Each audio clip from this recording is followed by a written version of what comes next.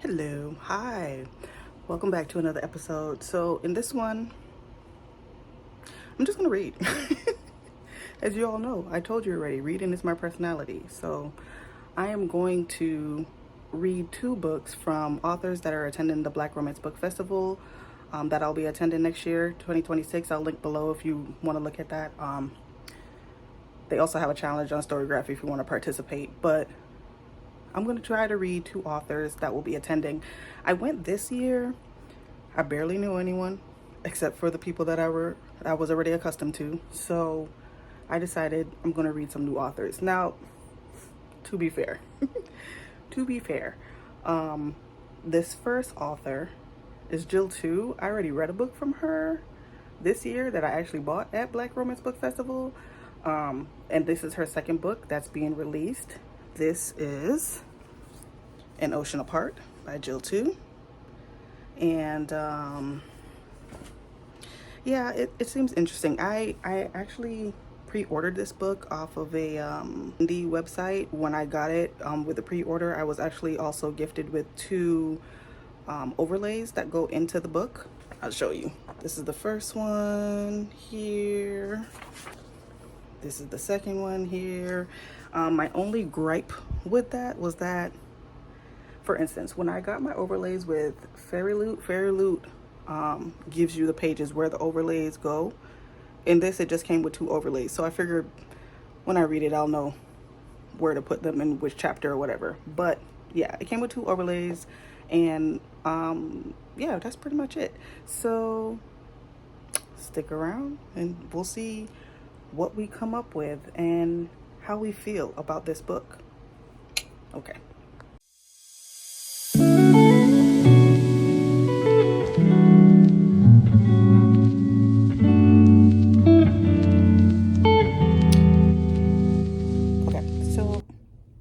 I decided to read in the living room because if I go into bed, I'm going to go to sleep. All right, so I also did not tell you what this book is about. So before I begin reading, let me read the synopsis to you.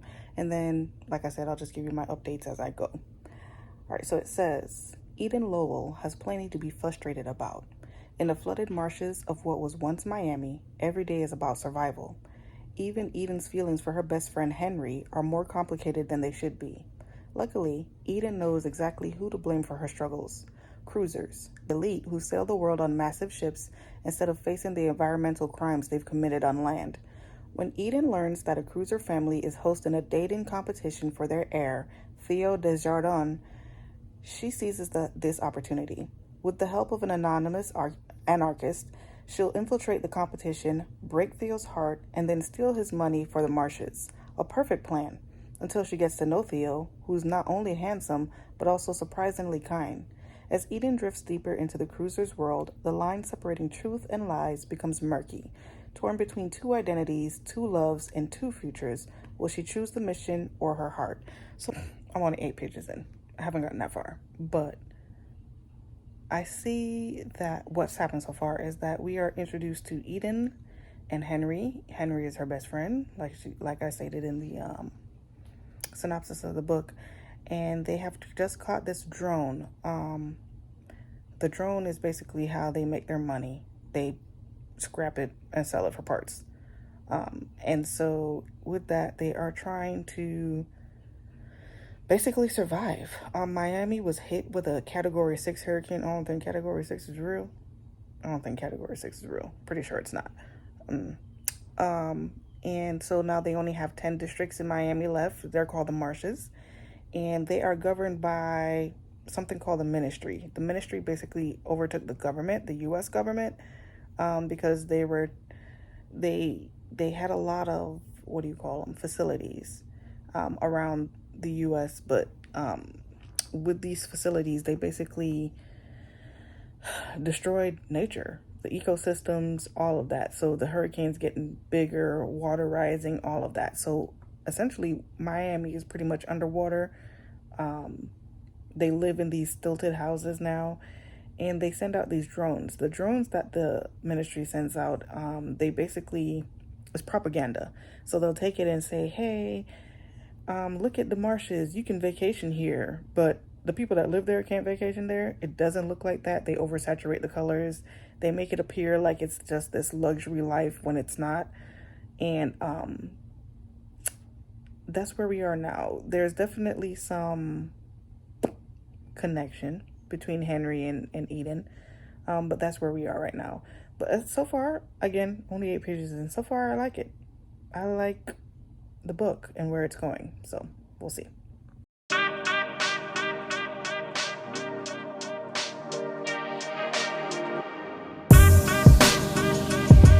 Where am I?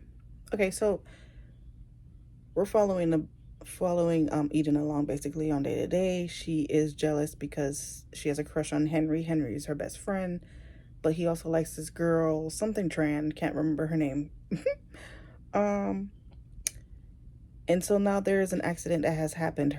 His dad, Henry's dad, has a scavenging company, where he goes out and gets material in the seas that have risen over Miami. And he got hurt. There is a rebar going through his leg, so hurt.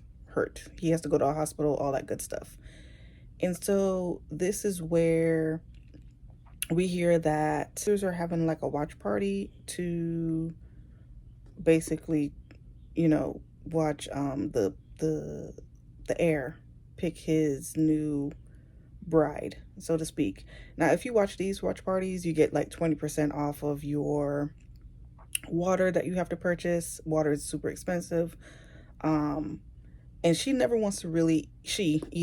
really wants to participate in those things because she feels like, why should I have to watch a watch party of propaganda when I'm over here suffering just to get a discount? Why don't you just decrease the prices so that people can afford the things? Which, fair. So because Henry's dad is now hurt, and that's who she lives with. She lives with Henry's family. I don't know what happened to her family. I think they got washed away in a hurricane or something. She's like, okay, I'm gonna go ahead and watch this show so that we can get discounts off of our water. They're also hiring right now to help scrub the cruiser because there is a guy that is basically vandalizing their cruisers, and they need someone to help them to clean it off. He put graffiti on one of the cruisers saying, water, we want water, something like that. And so I'm pretty sure this is where she's gonna meet up with the squad, the crew, whatever you want to call it, so that she's gonna join the competition. But yeah, that's where we are so far. Okay, so she watches the propaganda video or the interview, or I don't know what you want to call it. I guess it's an interview in Theo about his upcoming I love Flavor Flav moment. I don't know. Anyways, so he seems shy. She thinks he's full of crap. And as they're leaving, after the interview and everything is done, as they're leaving, they realize there's an older man that one of the guards makes strips down because they say that he's trying to steal the water. They provided water while they were watching this show, but you can't take the water with you. Water is a commodity. And they make him strip down to his underwear. And as she looks at the guard, she realizes they give each other a smirk because they did it on purpose. They wanted to embarrass him.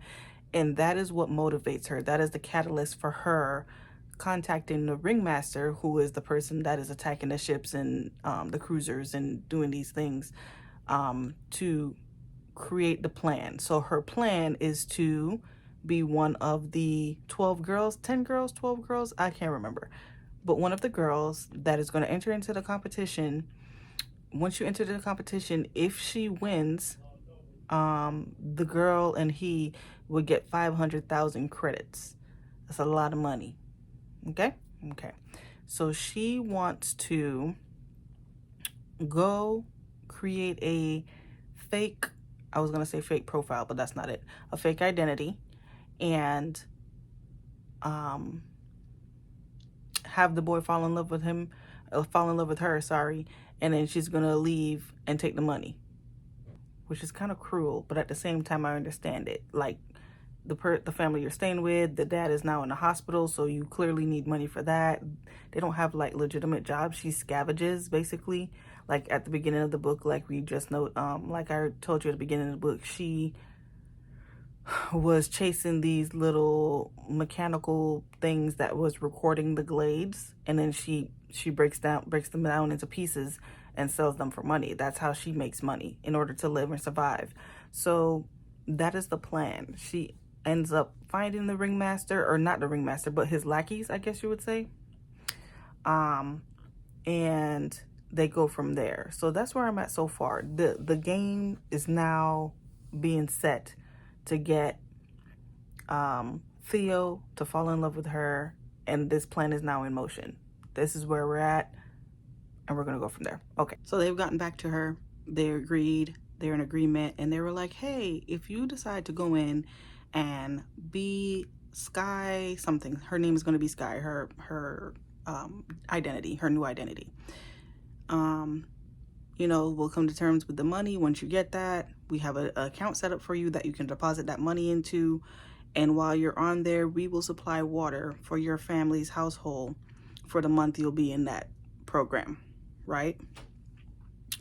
They provide her with a dossier, the ringmaster and his peoples. They provide her with a dossier of, I keep wanting to say Jordan Fisher. Jordan Fisher narrates the book. His name isn't Jordan. What is that boy's name? Theo. And her and Henry are studying. He's helping her study for the dossier so that she leaves, because she leaves the very next day before dawn, is what he says, or she leaves at dawn the next day. So she literally has the night to study the dossier, know everything about Theo, so that she has a foot holding a stand to actually get to know him, for him to fall in love with her. And at this point, he's like, you know, should you be doing this? Not Theo is asking her, Henry is asking her, should you be doing this? Do you really want to break someone's heart? Have you even ever had any type of interaction with guys before? And she was like, you know, how hard can it be? You laugh at their jokes, you tell them they're funny. And so she tries to flirt with him to prove a point, and then they start making out, which leads me to where my first overlay will go.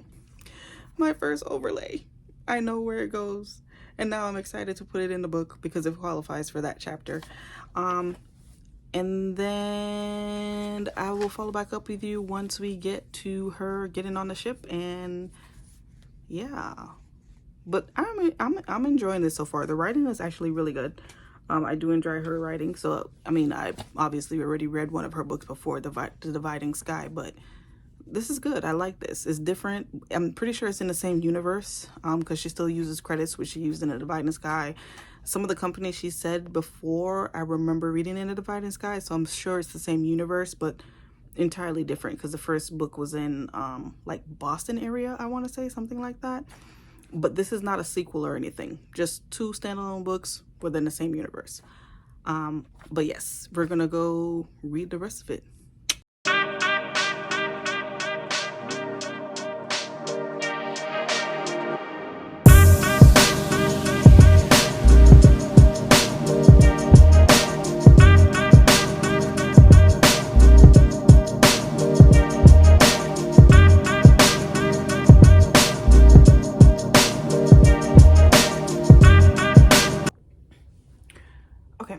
Welcome back to day 2. So now she has finally made it to the ship, and she has been all done up to meet with Theo, and she is trying to get to know the girls better, see how she can infiltrate, do all the things. She is highly disgusted with Theo. She doesn't think he's that great. She doesn't know him, but she doesn't think that he's that great. Honestly, this is just based off of nothing. You just mad. So he comes out, and he has water dripping down his head, and someone says, oh, he's so hydro. All right. So now they're entering into their first dance. The dress described doesn't fit this dress for the introduction, but I do want to see if this is where they're going to have their first dance and she actually gets to know him a little better, or if this is possibly further on in the book. But as of right now, I am liking this. I'm sitting at 4 stars so far. If you don't know, I always start all my books start off at a 3. You can either go up or down. So right now, I am 104 pages in, chapter 10, and I'm sitting at 4 stars. Okay, let's see.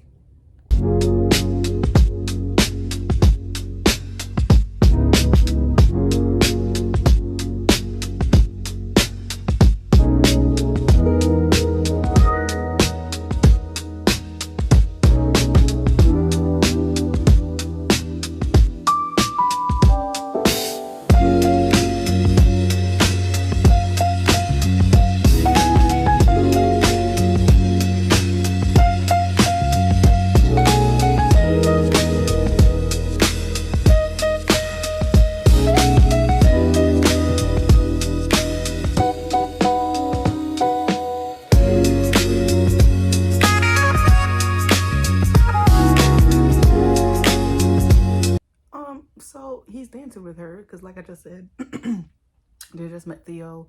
They were assigned numbers 1 through 8. They have to dance with him, and he's not paying her any mind. He is literally ogling another girl because he's like, yo, I need funding for my research that I'm doing. If I can get her, then I know I can get the funding.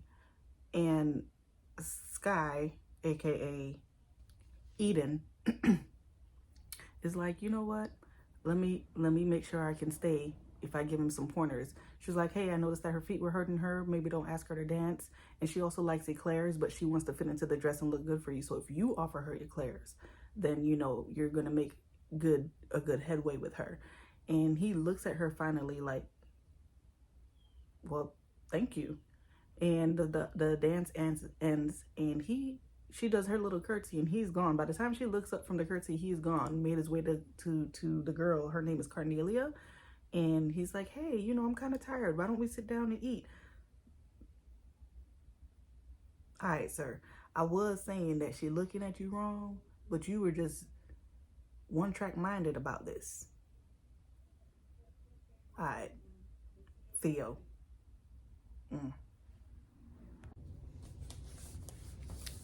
This girl is snarky. She said the first challenge is you have to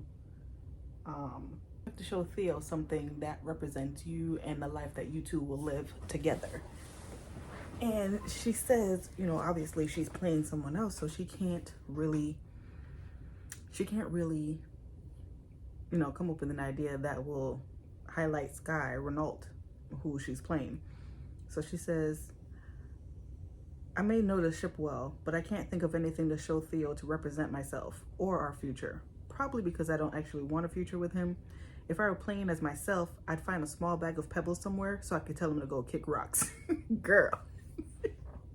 This is her the whole book. Like, when I say she does not like him, I mean she does not like him. She is very upset, and I get it. Living in the situation she lives in, wanting to get that money. But yeah, her thought process and how she thinks of these people is funny. It's super funny. But quick question though, as I'm reading this, I'm thinking, okay, you go on the show, you win his heart, you get the money. How you gonna leave with the money? I'm so confused. And don't the people down in Miami know who you are? They don't see you on the screen? Because you know this is like a reality show, like Flavor of Love type deal, you know? So don't the people in Miami know that you are not Sky Renault? How you gonna get out of that? Just curious. You guys, I got to the part where you're believing the story. It's so cute. So cute. Okay, that's all. Bye. Okay. So, I don't remember where I left you off at. I'm pretty sure I was giggling and whatnot. But now there has been an unexpected guest on the cruise line. Wonder who that could be. The story unfolds. So page 242. Okay, so now she has people from her world, from the marshes where she lived in Miami, that are now on the cruise with her. Of course, one being Henry. Henry could not bear the idea of her being there without him. He missed her so much. He loves her. He wants her. And of course, our heroine is stuck between two guys when she realizes the other guy really isn't as bad as she thought. And so now they have just finished a trial, I guess you can call it. And she's flirting with